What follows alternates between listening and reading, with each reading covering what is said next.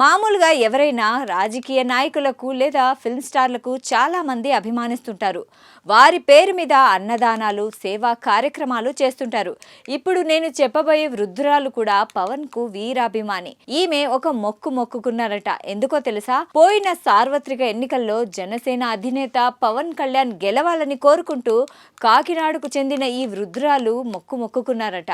అయితే గెలిచాక ఈ మొక్కును ఆమె చెల్లించుకున్నారట. ఎలా అంటే మొక్కు తీర్చుకోవడానికి తన దగ్గర దాచిపెట్టుకున్న పెన్షన్ డబ్బులతో ఒక గరక కొని అమ్మవారికి కానుకగా సమర్పించారట. ఈ విషయం తెలుసుకున్న జనసేన అధినేత పవన్ కళ్యాణ్ ఆ వృద్ధురాలిని ఇంటికి పిలిపించుకొని తన చేతులతో తానే స్వయంగా భోజనం వడ్డించారట. ఇద్దరూ కలిసి లంచ్ చేశారట. ఆవిడకి ఒక చీర, ఆమెకు 50,000 రూపాయల చెక్ను అందించి ఆమెను దగ్గరుండి కారు వరకు వెళ్ళి వీడుకోలు కూడా పలికారట. ఇది చూసిన నెటిజన్లు the real hero, the real politician అంటున్నారు.